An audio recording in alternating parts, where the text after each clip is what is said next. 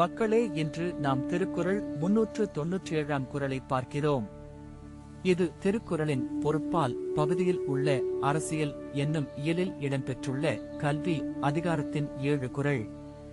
யாதானம் நாடாமால் ஊராமால் என்னொருவன் சாந்துணையும் கல்லாதவாறு. இந்த குறள் சொல்ல வருவது என்னவென்றால், நம் நாட்டோடு இணைப்பு இல்லாமல் இருந்தால் வாழ்க்கை அமைதியற்றதாகும் எனும்.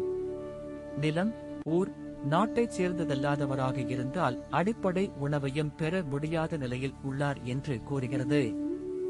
ஏன் இந்த குறள் முக்கியமானது என்றால், இன்றைய காலத்தில் இடம்பெயர்வு, அகதிகள், வேலைக்காக நகரம் விட்டு விலகியோருக்கு இது உண்மையான பாகம்.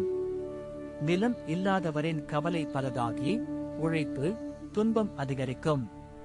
உதாரணமாக, ஒரு கிராமவாசி வேலை தேட நகரத்திற்கு மாற்றம் செய்தால் அவனை பொதுவாக தற்காலிக குடியிருப்பில் வாழ வேண்டியிருக்கும்.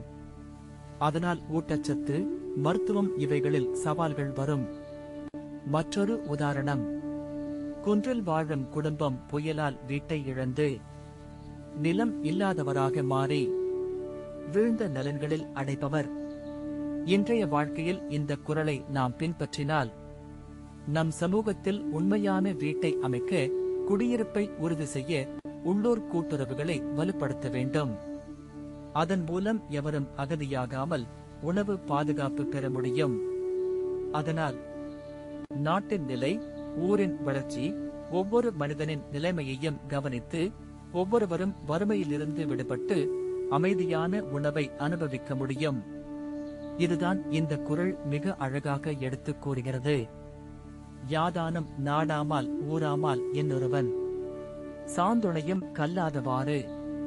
அடுத்த அதிகாரத்தில் மீண்டும் சந்திப்போம்.